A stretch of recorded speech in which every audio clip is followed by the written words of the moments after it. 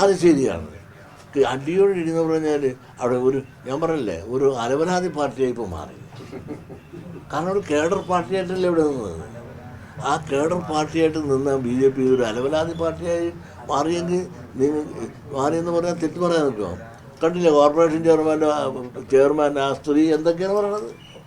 ഞാൻ പറഞ്ഞത് പാർട്ടിയുടെ അഭിപ്രായ വ്യത്യാസം എല്ലാ പാർട്ടിയിലുണ്ടാകും. അത് പാർട്ടിയുടെ അകത്തല്ലേ പറയേണ്ടത്.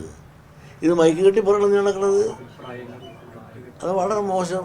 മാത്രമല്ല ഈ BJPയിൽ അങ്ങനെ ഒരു പ്രവണത ഇപ്പോൾ വളർന്നു വരികയാണ്. പണ്ടങ്ങനെ ഇല്ലായിരുന്നു. കമ്മ്യൂണിസ്റ്റ് പാർട്ടിയെ കൂട്ടി ഒരു കേഡർ പാർട്ടിയുടെ ഒരു ചിട്ടയും ഗൗരവവും അച്ചടക്കം ഉണ്ടായിരുന്നു. ഇപ്പോൾ അച്ചടക്കമില്ല.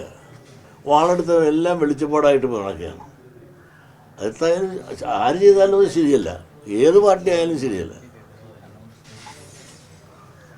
സുരേന്ദ്രൻ ശരിക്കും ആ പോസ്റ്റിൽ ഇരിക്കാൻ പ്രാപ്തനാണോ? ഈ സുരേന്ദ്രൻ അത് എനിക്കറിയില്ല. അദ്ദേഹത്തിൻ്റെ പ്രാപ്തി ഞാൻ അളന്ന് നോക്കിയിട്ടില്ല. അതൊക്കെ അതാത് പാർട്ടിക്കാർ തീരുമാനിക്കേണ്ട കാര്യമല്ല. എനിക്ക് അതിനകത്ത് ഒരു കാര്യമില്ല. ഞാനും ആ സുരേന്ദ്രനുമായിട്ട് അനുമാത്രം വലിയ അടുപ്പവും ഇല്ല. കാരണം അവരൊക്കെ വടക്കുള്ളവരല്ലേ. ഇപ്പോൾ ഈ ഇവിടെയുള്ള ഞാനുമായിട്ട് അത്രയും വലിയൊരു ഇൻട്രാക്ഷൻ ഉണ്ടായിട്ടില്ല. അതായത് ഇൻട്രാക്ഷൻ ഉണ്ടാകാൻ പുള്ളിയുടെ കപ്പാസിറ്റി എനിക്ക് അളക്കാൻ എനിക്കൊട്ടും സാധിച്ചിട്ടില്ല. പിന്നെ അവർ സുരേന്ദ്രനെ വെക്കണോ ആരെ വെക്കണം ആരെ വെക്കണ്ട എന്ന് തീരുമാനിക്കണം നമ്മളാരുമല്ല. അവരുടെ പാർട്ടിയല്ലേ. ആ പാർട്ടി വെച്ചിട്ട് അതിൻ്റെ ജയവും പരാജയവും അവരുടെ പാർട്ടി ഏറ്റെടുത്തോട്ടെ. നമുക്കിപ്പോൾ എന്താ കാര്യം? പൂച്ചക്ക് പൊന്നൂത്തിനടുത്ത് പല കാര്യമുണ്ട്.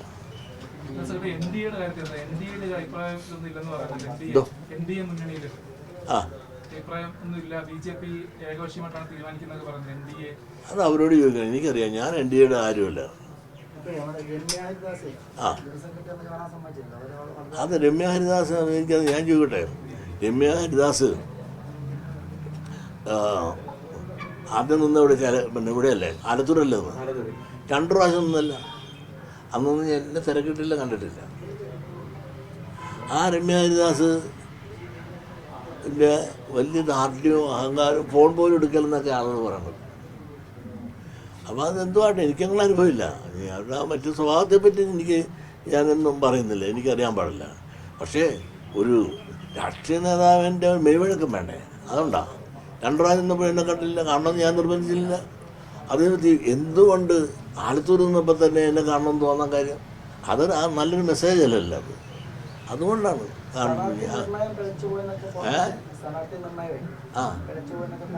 അത് ഇന്ന് ഞാൻ TV കണ്ട് അവിടുത്തെ കോൺഗ്രസ്സുകാരുടെ ഇടയ്ക്ക് സ്ഥാനാർത്ഥി നിർണ്ണയം കുഴച്ചുപോയി. അതൊക്കെ ചർച്ച ചെയ്ത് അവർ തീരുമാനിച്ചിട്ട് ഇനി അടുത്തതിന് മാറ്റി തീരുമാനിക്കട്ടെ. പക്ഷേ ഒരു കാര്യമുണ്ട്, ആ പെക്കൊച്ചിനെ പറ്റി നല്ല അഭിപ്രായം ആളുടെ ഇടയിൽ, കോൺഗ്രസ്സുകാരുടെ ഇടയിൽ തന്നെ പലരും എന്നോട് നല്ല അഭിപ്രായം പറഞ്ഞിട്ടില്ല. ഒരു അച്ചടക്കമില്ല, വിനയമില്ല, ദാർഢ്യമാണ്, ഫോൺ വിളിച്ചാൽ പോലും എടുക്കത്തില്ല എന്നൊക്കെ പറഞ്ഞാൽ ശരിയോ തെറ്റോ എന്താ എനിക്കറിയാൻ പാടില്ല.